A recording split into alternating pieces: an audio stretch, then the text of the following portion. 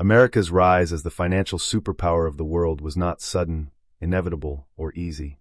It was a long, uncertain journey shaped by debt, ambition, innovation, war, and an unusual relationship with money itself. At its birth, the United States was not rich. It had no gold reserves worth mentioning, no global banks, no powerful currency, and no established financial reputation. In fact, many in Europe believed the American experiment would fail precisely because it lacked financial discipline. Yet, within just 2 centuries, the United States transformed itself into the center of global finance, issuing the world's most powerful currency and controlling institutions that shaped the global economy. This transformation tells a deeper story about trust, structure, and the strategic use of finance as power. The story begins after the American Revolutionary War, when victory brought freedom, but also chaos. The young nation was drowning in debt. It owed money to France, the Netherlands, private lenders, and its own soldiers. Each state had its own debts, currencies, and financial rules. There was no unified system, no central bank, and no reliable way to collect taxes. America was politically independent, but financially fragile.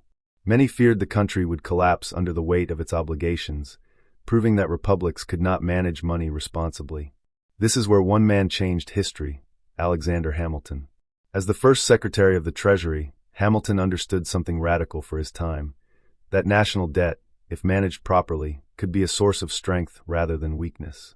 He proposed that the federal government assume all state debts and repay them in full.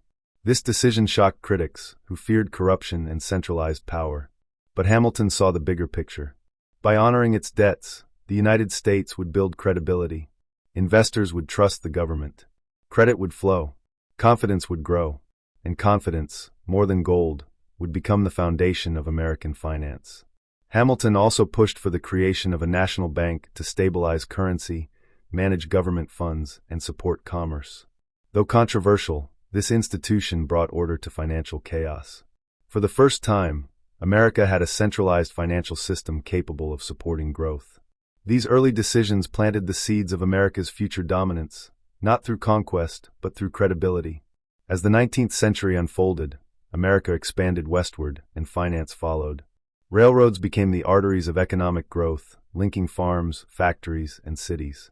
But railroads were expensive, and the government alone could not fund them. This led to massive bond issuance, drawing in domestic and foreign investors. British capital, in particular, poured into American infrastructure.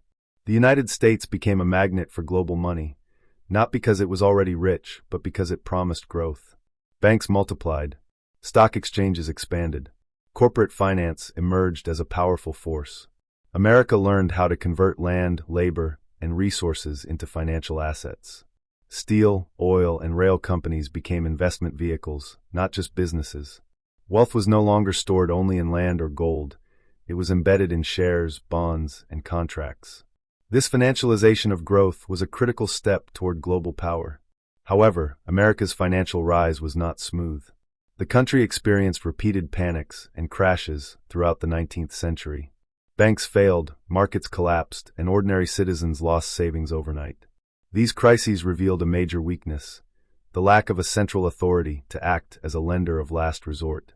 Money supply fluctuated wildly. Fear traveled faster than facts. Each collapse taught the same lesson: modern economies needed strong financial institutions to survive. That lesson was finally absorbed in the early 20th century with the creation of the Federal Reserve System in 1913. The Federal Reserve was designed to stabilize the banking system, control money supply, and respond to crises.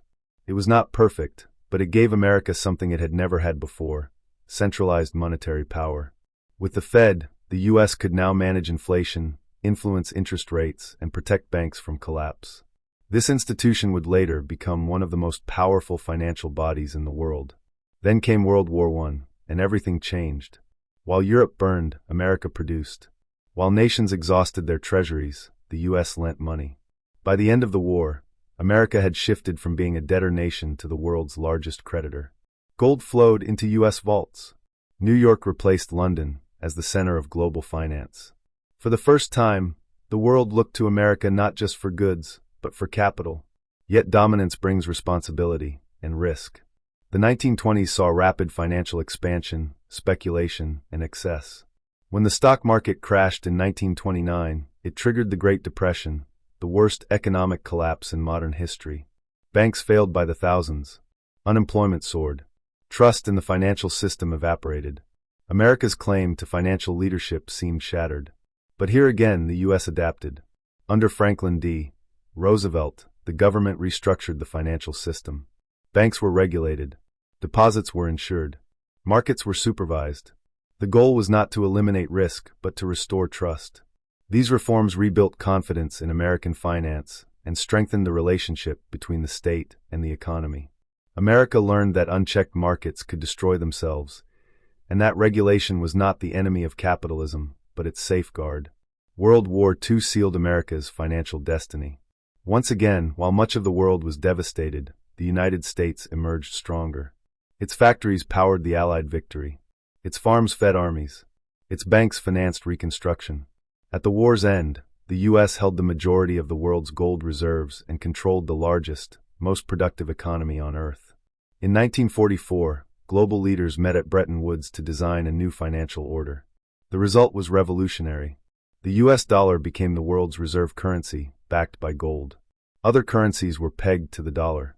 Institutions like the International Monetary Fund and World Bank were created, largely shaped by American interests. The global financial system was now built around the U.S., not just economically but structurally. Even when America abandoned the gold standard in 1971, the dollar did not lose its dominance. Instead, it gained flexibility. The world continued to trust the dollar, not because it was backed by gold, but because it was backed by the American economy, its military power, and its political stability. Oil was priced in dollars. Global trade settled in dollars. International debt was issued in dollars. The currency became the bloodstream of global commerce. Wall Street evolved into the nerve center of this system.